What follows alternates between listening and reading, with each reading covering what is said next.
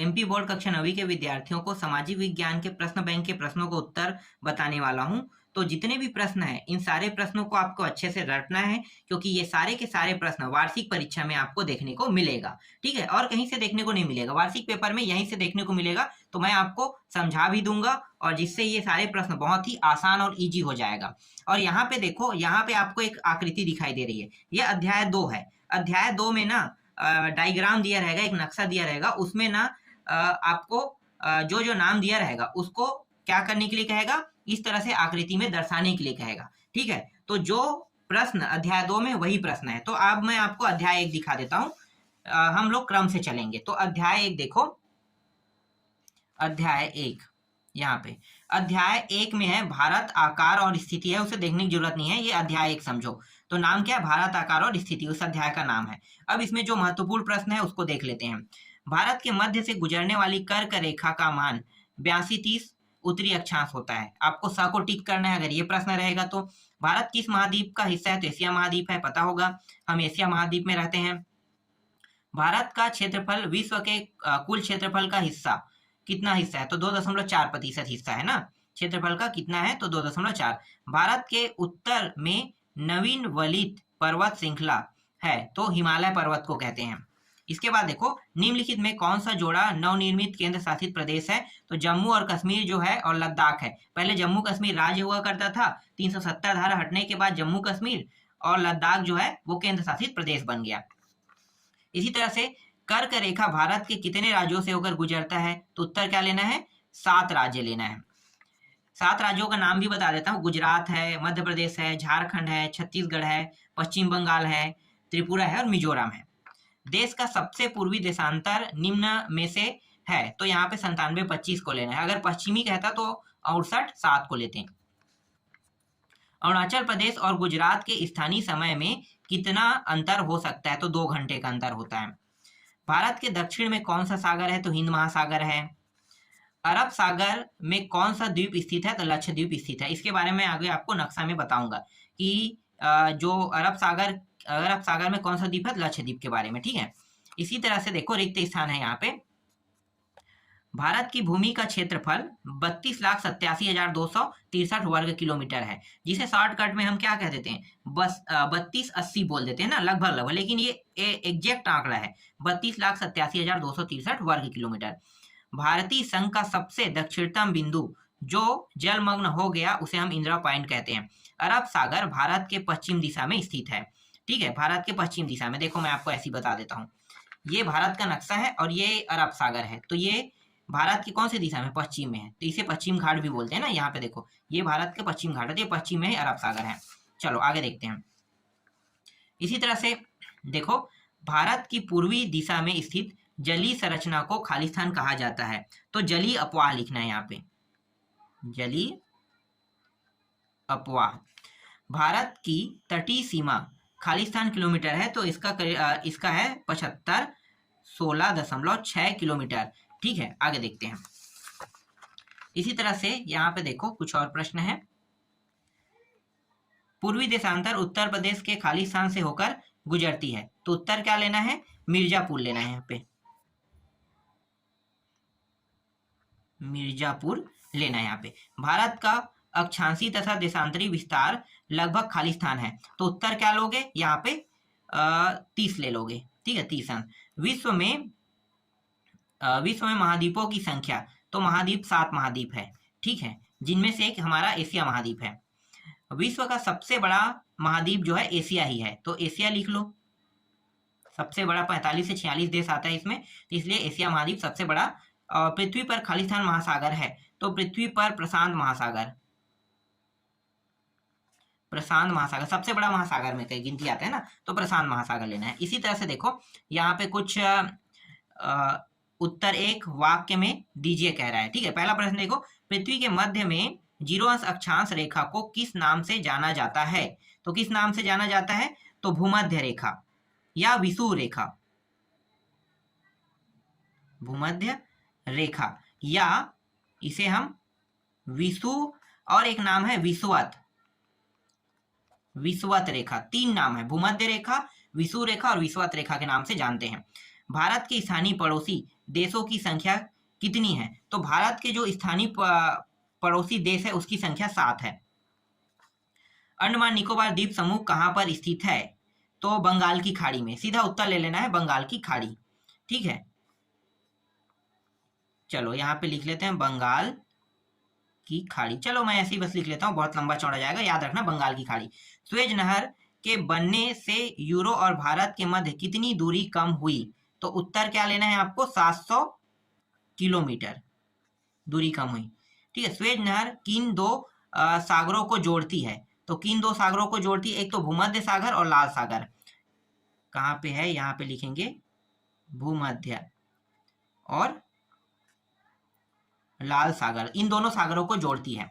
आगे है, भारत के उत्तर पश्चिम में स्थित पड़ोसी देशों के नाम लिखिए। उत्तर पश्चिम बोल रहे हैं ना, तो पाकिस्तान है और अफगानिस्तान। ठीक है, तो पाकिस्तान और अफगानिस्तान लेना है यहाँ पे। भारत के द्वीपीय स्थिति वाले देशों के नाम लिखिए। तो द्वीपीय स्थिति देशों के नाम है जैसे कि लक्षद्वीप है और अंडमान निकोबार द्वीप, ही दो ही है। ठीक है, अंडमान निकोबार द्वीप और लक्षद्वीप। ठीक है, मैं आगे बताऊंगा नक्शा में। इसके बाद है नेक्स्ट है, पूर्व में स्थित भारत के पड़ोसी देशों के नाम। तो पूर्व में स्थित बोल रहा है, तो पूर्व में क्या है? बर्मा है। ठीक है, याद रखना, बर्मा को म्यांमार के नाम से जानते हैं। ठीक है, तो बर्मा है, म्यांमार है, मतलब वही। और पूर्व में इसी तरह से एक ही तो आ रहा है पूर्व में, बाकी किस में आएगा? और एक ले लेना, पश्चिम बंगाल भी ले लेना, क्योंकि पश्चिम बंगाल भी उसी का हिस्सा है ना, तो पश्चिम बंगाल है, तो दो मान लो। ठीक है, पश्चिम बंगाल और बर्मा या म्यांमार भी बोलते हैं। चलो आगे देखते हैं। इसके बाद है, भारत की सबसे लंबी तट रेखा वाला राज्य कौन सा है? तो सबसे लंबी तट रेखा वाला राज्य जो है वो गुजरात है। भारत के केंद्र शासित प्रदेशों की संख्या कितनी है? तो केंद्र शासित प्रदेशों की संख्या 7 है। ठीक है, 7 तो था, 2 को जोड़ के फिर ये 9 हो गया था, तो वर्तमान में 8 है, अभी की स्थिति में 8 है। ठीक है, 9 से 8 हो गया है, तो अभी के हम ले रहे हैं एग्जैक्ट आंकड़ा 8। लेकिन आपके बुक में अगर 7 दिया है तो आपको 7 लेना है, क्योंकि इससे पहले ना जब जम्मू कश्मीर लद्दाख जो है वो नहीं बना था ना, तो 7 था, तो 7 लेना है। ठीक है, जब बना तो 8 हो गया, हुआ तो 9 था, लेकिन इसे इनमें से ना एक को ना मर्ज करके कम कर दिया तो 8 हो गया है। ठीक है, चलो आगे देखते हैं। निम्न प्रश्नों के सत्य असत्य लिखिए। तो भूमध्य रेखा को विषुव रेखा या भूमध्य रेखा, मतलब भूमध्य रेखा को विषुवत रेखा, भूमध्य रेखा के नाम से जाना जाता है, ये सही है। सत्य मतलब राइट करूंगा मैं इसको। ठीक है, भारत दुनिया का क्षेत्रफल की दृष्टि से 7वां बड़ा, ये भी सही है। भारत के दक्षिण में हिंद महासागर, ये भी सत्य है। भारत की स्थल सीमा इतना किलोमीटर है, ये भी सही है। सेकेंड पेन, हाँ यहाँ पे ये गलत है ना, ये तटीय सीमा था, स्थल सीमा नहीं है। ठीक है, ये गलत है, तटीय सीमा है, मैंने स्थल ले दिया है। ठीक है, गलत लेना है। इसके बाद है, स्वेज नहर का निर्माण 1869 ईस्वी में हुआ था, ये सत्य है। इसके बाद है, क्षेत्रफल की दृष्टि से रूस विश्व का सबसे बड़ा देश है, तो ये भी सत्य है। लक्षद्वीप समूह अरब सागर में स्थित है, ये सत्य है। भारत और श्रीलंका के धरातल को पृथक करने वाला जल राशि पाक जल संधि और मन्नार की खाड़ी, एकदम सत्य है। मुझे पता है, मैं एक बार यहाँ पे जाना चाहता हूँ, इसलिए मुझे याद है कि इस जगह को देखने के लिए। ठीक है, तो मैं इसके बारे में थोड़ा छानबीन किया था, तो ये सही कह रहा है। इसके बाद 9वां देखो, भारत के उत्तर में स्थित पड़ोसी देश चीन, नेपाल उत्तर में सही है, और एक भूटान होना चाहिए। हाँ ठीक है, ये सही है। ब्रह्मपुत्र गंगा के जलोद से निर्मित न्यूमूर द्वीप बंगाल की खाड़ी में स्थित है। न्यूमूर द्वीप बंगाल की खाड़ी में स्थित है, ये भी सत्य है। ठीक है, कहाँ पे होगा मैं बता देता हूँ। न्यूमूर द्वीप देखो, यहाँ पे ये देखो, ये गंगा नदी है, गंगा नदी इस तरह से आएगा यहाँ पे, और ये बंगाल की खाड़ी है, तो यहाँ पे ना इन दोनों के मुहाने पे यहाँ पे न्यूमूर द्वीप है। ठीक है, चलो जब न्यूमूर द्वीप को नक्शा में बताने के लिए कहेगा तो बिल्कुल बताएं, लेकिन वो तो प्रश्न में था ही नहीं, इसलिए आपको उसे बताने की आवश्यकता नहीं है। देखो आगे देखते हैं, पाकिस्तान, पाकिस्तान, भारत, राजस्थान, पंजाब, हरियाणा, कर्क। तो कर्क रेखा जो है, देखते हैं क्या होगा। यहाँ पे 2.4, ये भारत आ जाएगा। चलो, भारत की जो क्षेत्रफल है वो 2.4 है। राजस्थान, भारत के, एक सेकेंड, पाकिस्तान को लेना है, भारत के पश्चिम में पड़ोसी देश ये आएगा। ठीक है, इसको इसके साथ ले लेते हैं, ये इसके साथ चला जाएगा। राजस्थान को ले लेते हैं तो राजस्थान चला जाएगा यहाँ पे। क्षेत्र में सबसे बड़ा राज्य, सही है, सबसे बड़ा राज्य पंजाब और हरियाणा। इसकी जो मेन मुख्यालय है ना वो चंडीगढ़ है। ठीक है, कर्क रेखा जलवायु विभाजन, ये भी सही है, जलवायु विभाजन कर्क रेखा करता है। ठीक है, इस तरह से मिलान कर लेना है। अब देखो अति लघुत्तरीय प्रश्न, 2 नंबर के प्रश्न इस अध्याय से आएगा, तो 3 नंबर के भी आएगा, 2 नंबर के आएगा। तो पहले 2 नंबर के देख लेते हैं। भारत का अक्षांशी व देशांतरी विस्तार। देखो, अक्षांश और देशांतर, तो अक्षांश जो है ना वो 8 दशमलव मतलब 8 अंश 4 डेश है, इसे उत्तरी अक्षांश कहते हैं। ठीक है, और 64 तक के, एक सेकंड मैं आपको पूरा दिखाता हूँ। यहाँ पे ये और यही क्या है, इसका उत्तर है। तो ये जो है ना, ये मान लो नक्शा है, या नक्शा ना करके मैं ऐसे कर देता हूँ 4 डायरेक्शन। ठीक है, तो यहाँ से शुरू होगा 8 डेश, और यहाँ पे 8 अंश 4 डेश, इसी तरह से 37 अंश, और ये हो जाएगा 6 डेश, इस तरह से ऊपर की ओर जाएगा। तो इस तरह से ये भारत के नीचे वाला हिस्सा है, और ये सबसे ऊपरी हिस्सा है, टॉप हिस्सा जहाँ हिमालय है। ठीक है, और ये समुद्र वाला हिस्सा है। तो इस तरह से इसे बनाते हैं। ठीक है, याद रखना। तो इसी के बारे में इन्होंने पूछा है कि भारत का अक्षांशी व देशांतरी विस्तार। तो अक्षांशी विस्तार, यहाँ पे देशांतरी भी बोला है, देशांतर के बारे में जिक्र नहीं किया। मैं आपको देशांतर भी बता देता हूँ उत्तर में। ये अक्षांश है, 8 अंश 4 डेश से 37 6 तक के जाएगा, और 67, एक मिनट, कितना है, 67 है 7। ठीक है, यहाँ पे लिखो 67 नहीं होगा, 68 होना चाहिए। ठीक है, 68 देख लेते हैं, 68 अंश 7 डेश से, ये देशांतर बता रहा हूं। ठीक है, तो से कहाँ तक जाएगा, 97, हाँ, और ये 25 देश तक जाएगा, यहाँ तक जाएगा। तो ये दोनों आपको लिखना है। इसमें सिर्फ अक्षांशी और देशांतर दोनों पूछा है ना, अक्षांशी व देशांतर, तो दोनों को आपको लिखना है इसमें। भारत के केंद्र शासित प्रदेशों के नाम बताइए। तो देखो 8 केंद्र शासित, देखो यहाँ भी बता दिया है, फिक्स 8 कर दिया है, 8 ही लेना है अब आपको। ठीक है, मैंने 8 कहा था। एक है दिल्ली है, अंडमान निकोबार द्वीप समूह, चंडीगढ़ है, दादर नगर हवेली एवं दमन द्वीप है। ये पहले अलग हुआ करता था, दमन एवं द्वीप, इसको मिला दिया, दोनों को एक कर दिया है, तो ये एक बन गया है ना। लक्षद्वीप है, पुदुचेरी है, जम्मू एंड कश्मीर और लद्दाख है। भारत के पड़ोसी देशों के नाम बताइए। तो 7 देश है, देख लो, और एक और है पड़ोसी देश में, हम गिनती करते हैं श्रीलंका को, 8 लेना है, 7 कभी मत लेना। ठीक है, पाकिस्तान, अफगानिस्तान, म्यांमार, नेपाल, ये इंडोनेशिया नहीं आता है, ये चीन आएगा, और ये चीन है, भूटान है, श्रीलंका है, और बांग्लादेश है। इतने को लेते हैं। ये जो इंडोनेशिया है ये जबरदस्ती के यहाँ पे दे दिया, इसको लेना ही नहीं है आपको। मालदीव भी पास में है पड़ोसी देश के रूप में, लेकिन ये बहुत दूर है, तो इसको भी नहीं लेना। ये दोनों आप लोग हटा देना। ठीक है, जो पास में सिर्फ उसको लेना।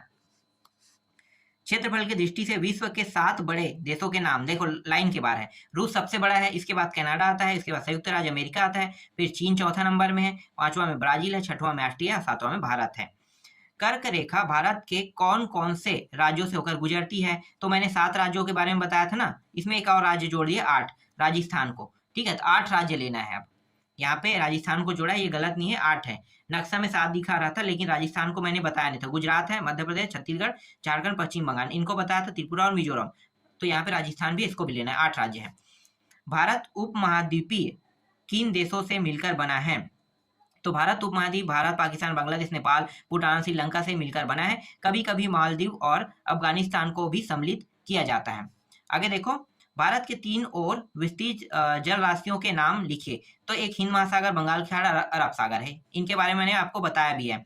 ठीक है, भारत के पश्चिमी समुद्र तट पर स्थित राज्यों के नाम बताना है। तो एक गुजरात, बहुत सारे राज्य है, सिर्फ यही बस नहीं है। ठीक है, गुजरात है, महाराष्ट्र है, गोवा है, कर्नाटक है, केरल है। ठीक है, तो चलो ठीक है, ये 5 तो मुख्य रूप से पश्चिम में है ना, पश्चिम वाला पूछा है, तो पश्चिम में ये सही है। पूर्व कहेगा तो फिर कौन कौन सा हो जाएगा, तमिलनाडु हो जाएगा, उड़ीसा हो जाएगा, ठीक है, आंध्र प्रदेश हो जाएगा, पश्चिम बंगाल हो जाएगा। पूर्व कहने पर ये पश्चिम का है। भारत को विश्व में किन किन नामों से जाना जाता है। भारतवर्ष, बहुत सारे नाम हैं, जैसे हिंदुस्तान है, इंडिया है, हम 2-3 को जानते हैं ना, आर्यवर्त। तो जो जो नाम जानते हो ना, उन नाम को यूज करना, ठीक है। भारत के पूर्वी तट पर स्थित राज्यों के नाम लिखे। पूर्वी तट पर स्थित राज्यों के नाम, देखो फिर आ गया पूर्वी तट, अब आ गया।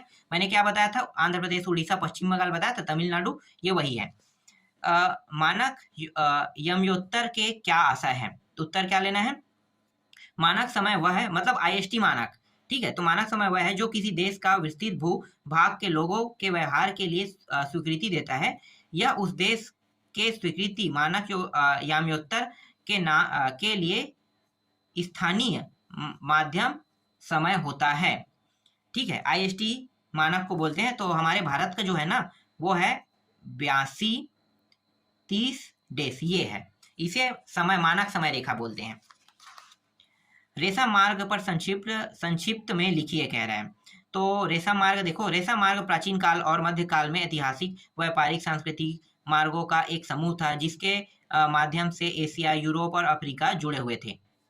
कन्याकुमारी कश्मीर से दिन रात की अवधि में अंतर होता है, कोई 2 कारण लिखे। तो देखो पहला कारण क्या लिखेंगे, कश्मीर में दिन और रात का समय मौसम ऋतु के अनुसार बदलता रहता है, जबकि कन्याकुमारी से दिन रात को समयावधि बराबर 12 घंटे की होती है। दूसरा, कन्याकुमारी विषुव रेखा के पास स्थित है, जबकि कश्मीर जो है कर्क रेखा के ऊपर में स्थित है। स्वेज नहर के निर्माण का भारत व यूरोप के व्यापार में महत्व को लिखिए कह रहा है। उत्तर क्या लिखो, स्वेज नहर के निर्माण का कार्य 1869 में पूरा हो गया था, जिसके खुलने से भारत और यूरोप के बीच दूरी 7000 किलोमीटर कम हो गई, जिससे भारत और यूरोप के देशों से व्यापार में वृद्धि हुई, ठीक है। आगे देखते हैं। भुवन पोर्टल पर टिप्पणी लिखिए। स्कूल भुवन एक पोर्टल है जो देश के प्राकृतिक संसाधनों, पर्यावरण, सतत विकास में उनकी भूमिका के बारे में छात्रों के बीच जागरूकता लाने के लिए मानचित्र आधारित शिक्षा प्रदान करता है। इसी तरह से कर्क रेखा का भारत की जलवायु में महत्वपूर्ण कोई 2 महत्वपूर्ण लिखे, ठीक है। जैसे कि यहाँ पे देखो भौगोलिक स्थिति है, एक है, और दूसरा जो है इसके अंदर है समुद्र से दूरी है। तो ये दोनों जो है क्या है, इसके 2 महत्वपूर्ण है, ठीक है, जलवायु के, ठीक है। इसके अंदर कुछ लिखा हुआ है, इसको एक बार पढ़ लेना, समझ में आ जाएगा। बहुत बड़ा प्रश्न है, इसलिए मैं आपको पढ़ के नहीं बता रहा हूँ। चलो आगे देखते हैं। भारत को उपमहाद्वीप की संज्ञा क्यों दी जाती है, 3 बिंदुओं से स्पष्ट कीजिए कह रहा है। अब 3 बिंदु देख लेते हैं भाई। यहाँ से जो प्रश्न आएगा वो 2-3 नंबर के रहेंगे, तो 3 बिंदु देखते हैं। तो देखो यहाँ पे आते हैं, पूरा मैं उत्तर दिखा देता हूँ, बताऊंगा तो समय वेस्ट होगा। यहाँ से शुरू होगा, ठीक है। तो यहाँ से यहाँ तक पहले देख लो, पढ़ लेना है आपको पूरा, ठीक है। तो पहला पॉइंट में देख लो, उदाहरण के लिए दिया है भारत महाद्वीप, यहाँ पे के उत्तर में हिमालय है, और हिमालय के इस हिस्से को एशिया के और देशों से बिल्कुल अलग कर देता है। इसके अलावा दक्षिण, पश्चिम और पूर्वी दिशा में महासागर है। इसी तरह से दूसरा बिंदु यहाँ पे देख लो, ये रहा दूसरा बिंदु, ठीक है। चलो नेक्स्ट प्रश्न देखते हैं। इसके बाद देखो, हिंद महासागर में भारत के केंद्रीय स्थिति होने के कोई 3 लाभ लिखे। 3 लाभ लिखना है, ठीक है। मैं आपको डायरेक्ट दिखाता हूँ, ठीक है। ये वाला पॉइंट आप छोड़ सकते हो, डायरेक्ट लाभ ना यहाँ से लिख सकते हो, यहाँ से आपको लिखना है उत्तर। ये वाला पहला लाभ पॉइंट, दूसरा और तीसरा, इन तीनों को आपको पूरा उत्तर में लिख देना है, ठीक है। एक बार पढ़ लेना, यहाँ पे स्टॉप कर लेना, स्टॉप करने के बाद पढ़ लेना। चलो आगे दिखाता हूँ। भारत में मानक समय की आवश्यकता क्यों है, 3 बिंदुओं पर स्पष्ट कीजिए। देखो इसकी आवश्यकता क्यों, मैं ऐसी बता देता हूँ।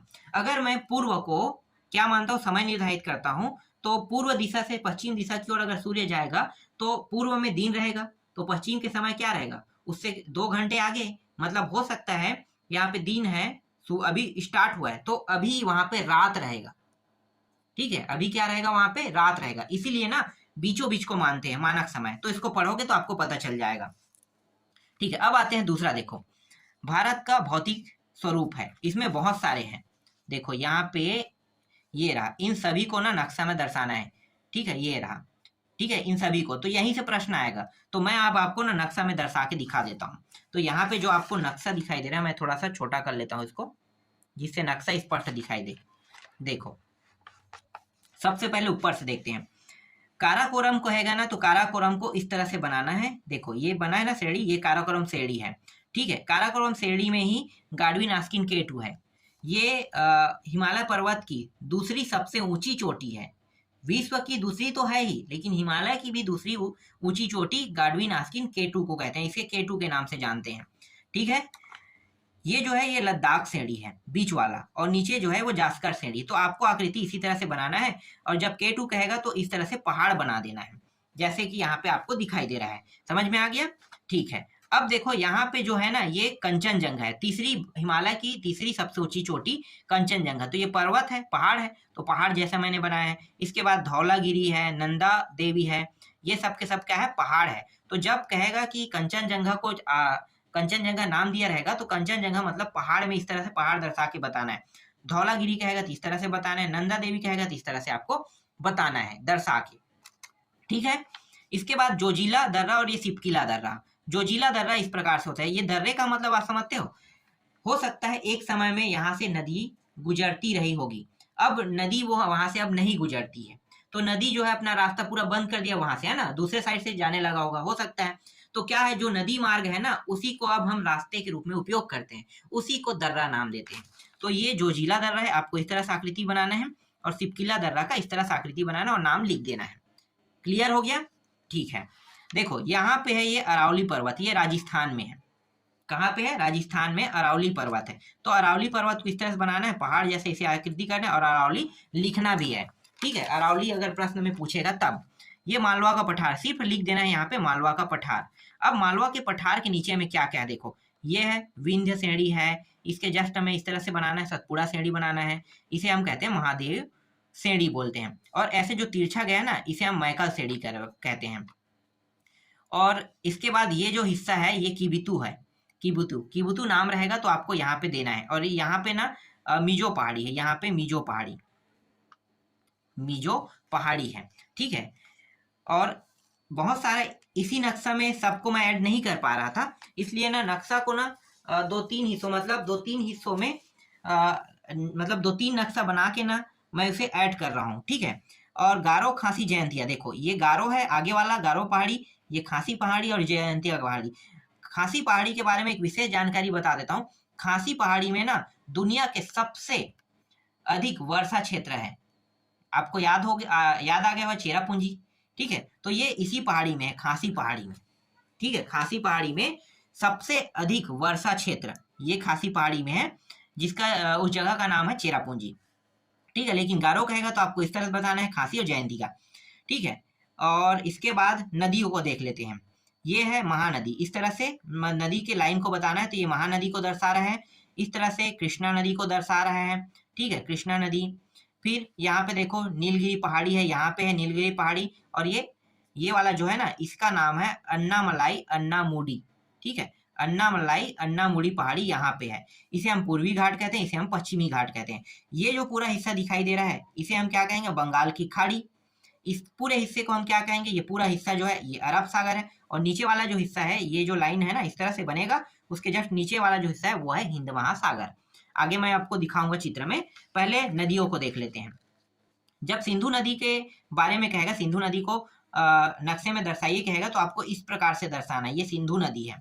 ठीक है, सिंधु नदी इस तरह से दर्शाओगे और नाम लिख दोगे यहाँ पे सिंधु नदी। ठीक है, गिलगित पाकिस्तान जो है ना, गिलगित नाम की जगह है, वहां पे जाकर ये गिर जाता है। ठीक है, तो ये सिंधु नदी यहीं पे है, गिलगित, यहाँ पे गिलगित पाकिस्तान है।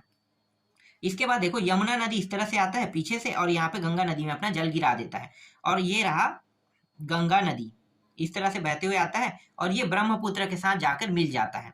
तो आपको इसी तरह से आकृति बनाना है, और ब्रह्मपुत्र नदी इस तरह से आएगा, और ये पूरा ब्रह्मपुत्र नदी है। ब्रह्मपुत्र नदी को ना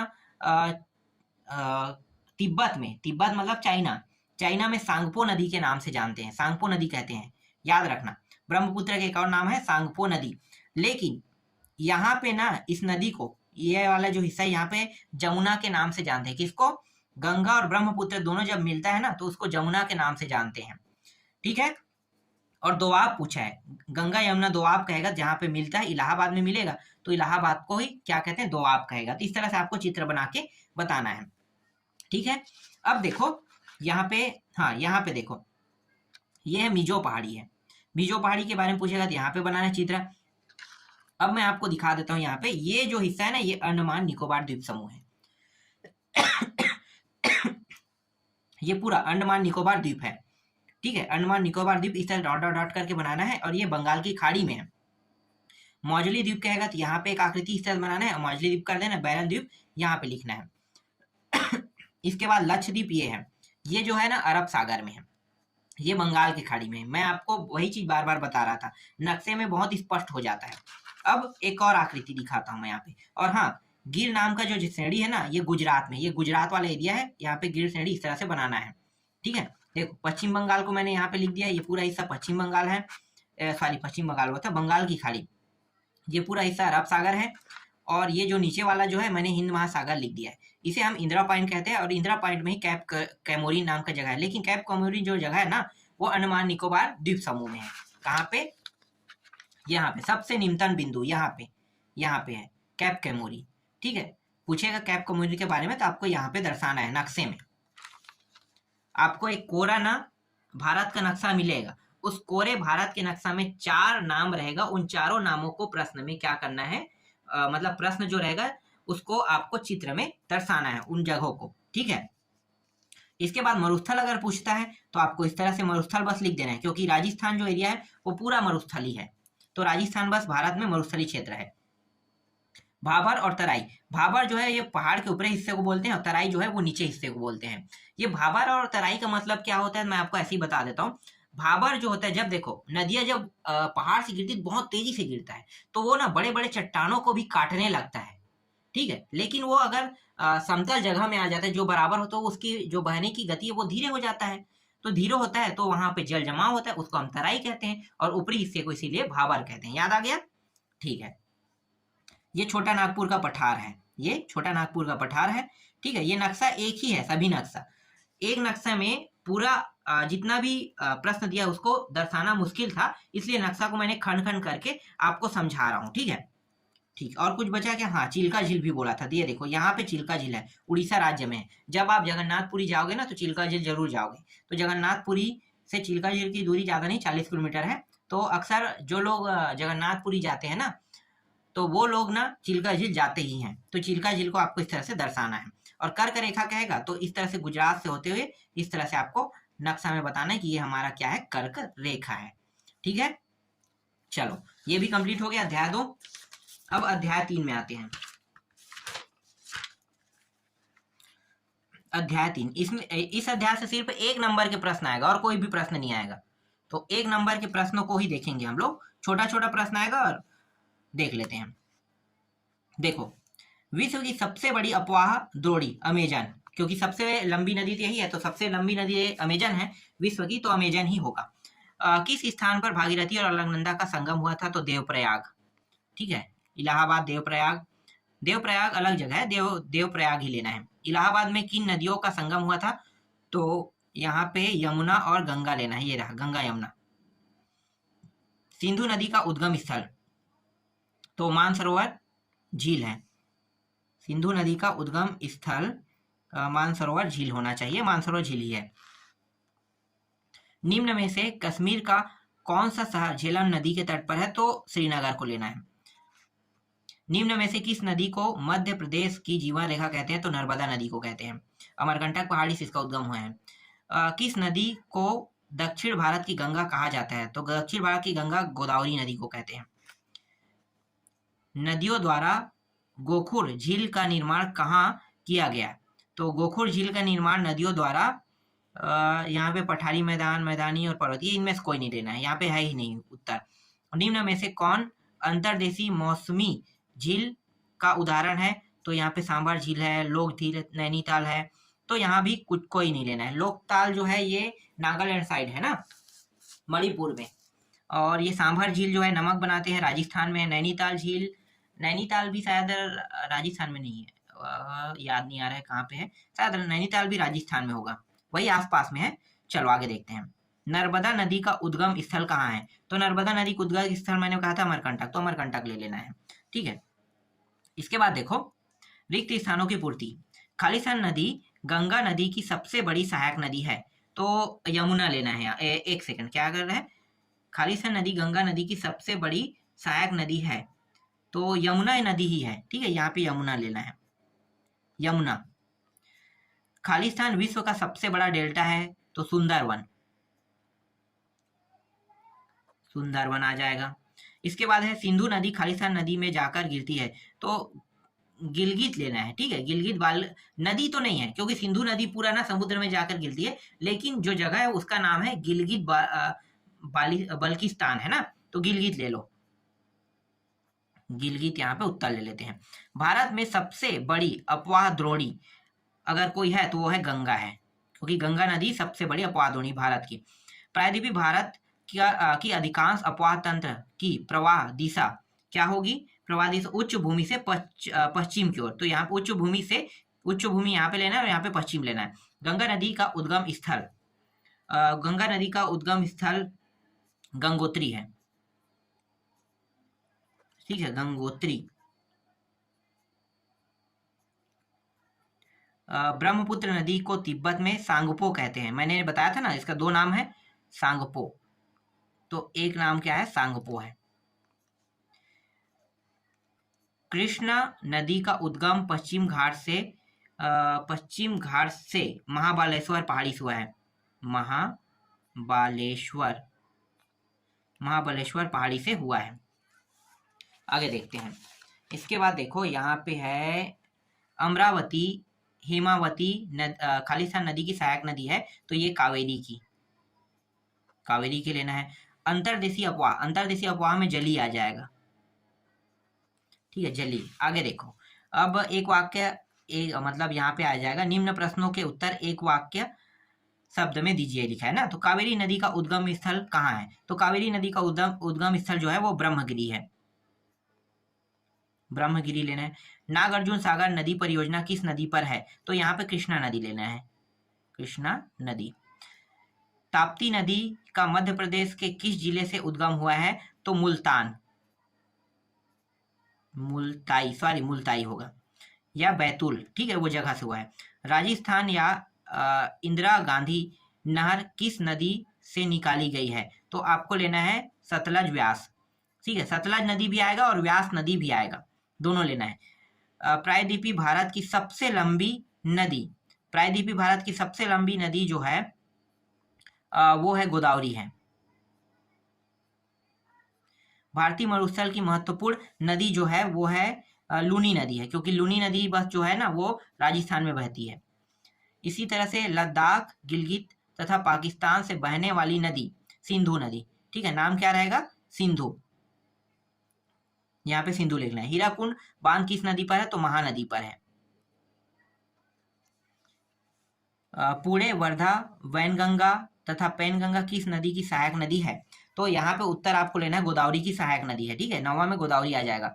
10वां देखो, पृथ्वी पर स्वच्छ पानी की मात्रा कितने प्रतिशत है? तो स्वच्छ पानी की मात्रा जो है वो सिर्फ 8% है, यहाँ पे 8% ले लेना है। नमामि देवी नर्मदे परियोजना किस राज्य से प्रारंभ हुई? तो उत्तर क्या लेना है? मध्य प्रदेश से, ठीक है, यहाँ पे मध्य प्रदेश आएगा। गोकुल झील का उदाहरण लिखे, तो गोकुल झील का जो उदाहरण है, एक सेकेंड, 10वां में तो ठीक है, गोकुल झील, हाँ ठीक है, गोकुल वुलर झील, ठीक है, गोकुल झील मतलब वुलर झील ले लेना है यहाँ पे, ठीक है।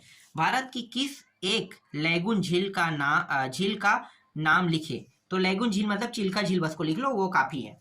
लैगून झील मतलब खारे पानी के झील को हम लैगून झील कहते हैं, उड़ीसा राज्य में, ठीक है, यहां तक हो गया। इसके बाद आते हैं, हाँ, पुलिकट झील कहाँ स्थित है? तो पुलिकट झील कहाँ पे स्थित है भाई? पुलिकट झील जो है वो तमिलनाडु में है, आंध्र प्रदेश और तमिलनाडु दोनों के बीच में, मतलब। तो पुलिकट झील, एक तो तमिलनाडु मतलब TM लिख लेता हूँ, वह आंध्र प्रदेश मतलब AD लिख लेता हूँ, तो तमिल और आंध्रा के बीच में है, ठीक है। लिंगामक्की झील कहाँ स्थित है? तो लिंगामक्की झील जो है वो कर्नाटक में है। भारत की कोई दो मीठे पानी की झील, वुलर झील और डल झील, लिख लो नाम, ये दोनों और जम्मू कश्मीर में है, तो इसी को ले लेना, डल झील और वुलर झील, ठीक है। इसके बाद देखो, भारत के अपवाह तंत्र को मुख्य रूप से कितने भागों में बांटा है? तो अपवाह तंत्र को मुख्य रूप से 2 भागों में बांटा है। इसके बाद है गंगा नदी की प्रमुख सहायक नदियों के नाम लिखे। गंगा नदी की प्रमुख सहायक नदी जैसे कि यमुना नदी है, कोसी नदी है, गंडक नदी है, और 2-3 नदियों के नाम मैं बता रहा हूँ, तो 2 नदी कम से कम लिख लो। यमुना तो आप जानते हो, कोसी को जानते हो, कोसी बिहार का शोक कहते हैं, इसलिए कोसी को याद रख लो और यमुना को याद रख लो, 2 काफी है। ठीक है, गंडक याद रहेगा तो रख लेना, 2 काफी है, 2 ही पूछा है तो। ठीक है, प्रायद्वीपी भारत की किस नदी द्वारा ज्वारनाद मुख का निर्माण होता है? तो यहाँ पे नर्मदा और ताप्ती दोनों जो है वो पश्चिम की ओर बहता है, इसलिए नर्मदा और ताप्ती आएगा यहाँ पे, नर्मदा व ताप्ती। ठीक है, आगे देखते हैं। देखो यहाँ पे क्या है, एक सेकंड ना, मैं देख लेता हूँ कौन सा, यही तो है।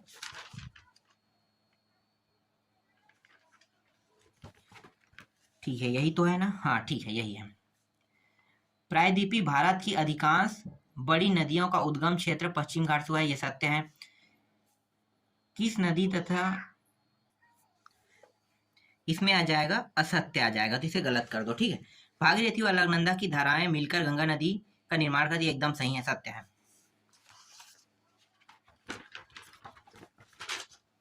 इसी तरह से इसको देख लेते हैं, यहाँ पे आ जाएगा देवप्रयाग के निकट गंगा पर्वतीय क्षेत्र को छोड़कर मैदानी क्षेत्र भाग में प्रवेश करती है, तो ये असत्य है। यमुना नदी का उद्गम यमुनोत्री हिमनद से होता है, ये सत्य है। सुंदर राष्ट्रीय पार्क का रॉयल बंगाल टाइगर के प्राकृतिक निवास के रूप में प्रसिद्ध है, तो ये भी सत्य है। ब्रह्मपुत्र नदी को बांग्लादेश में जमुना के नाम से जाना जाता है, मैंने आपको बताया था ना, सत्य है। ठीक है, नर्मदा और ताप्ती नदियों एक दूसरे के समांतर भ्रंश घाटी में प्रवाहित होती है, ये भी सत्य है, भ्रंश घाटी में ही बहता है पश्चिम दिशा की ओर। ठीक है, भ्रंश घाटी का मतलब मैं बता देता हूँ, देखो 2 नदियां जो होती है ना, उन दोनों नदियों के कारण ना वहां पे जो बीच में जो जमीनी हिस्सा है वो पहाड़ जैसे दिखाई देता है, इसलिए उसे अभ्रंश घाटी बोलते हैं, याद रखना। ठीक है, वुलर झील का निर्माण भूगर्भीय क्रियाओं के फलस्वरूप हुआ है, तो यहाँ पे उत्तर आ जाएगा, सत्य आ जाएगा। गुरु गोविंद सागर निर्माण नदी पर नहीं, गुरु गोविंद सागर निर्माण नदी पर बनाया गया है, तो ये असत्य है। क्या कहना चाहता है समझ में नहीं आ रहा, सत्य ले लो ऐसे प्रश्नों को। चलो यहाँ पे देखते हैं, निम्नलिखित की जोड़ियां बनाइए। ठीक है, झेलम नदी, झेलम नदी को आपको किसको लेना है, व्यास नदी, सतलज, रावी और चिनार, मतलब चिनार, इतने नदी हैं, तो झेलम नदी जो है वो शेषनाग झील बना है, झेलम नदी पर शेषनाग झील है। ठीक है, व्यास नदी पर है रोहतांग दर्रा है, ठीक है, उसके पास में रोहतांग दर्रा है। इसी तरह से सतलज नदी जो है राक्षस ताल, ठीक है, राक्षस ताल जगह में है। रावी नदी का जो उद्गम हुआ है, ये सभी उद्गम है, याद रखना। झेलम नदी का उद्गम शेषनाग झील के पास से हुआ है, व्यास नदी का उद्गम रोहतांग दर्रा के पास से हुआ है, सतलज नदी का उद्गम राक्षस ताल के समीप से हुआ है। ठीक है, रावी नदी का उद्गम पीर पंजाल से हुआ है, तो यहाँ पे पीर पंजाल लेते हैं। और बचा क्या, बचा है चिनार, तो चिनार को हमें लेना है चंद्रभागा। ठीक है, इस तरह से। तो अध्याय 3 तक के मैं इस वीडियो में भी आपको प्रश्न दे रहा हूँ, बाकी जो बचा उसको नेक्स्ट वीडियो में आपको बताऊंगा।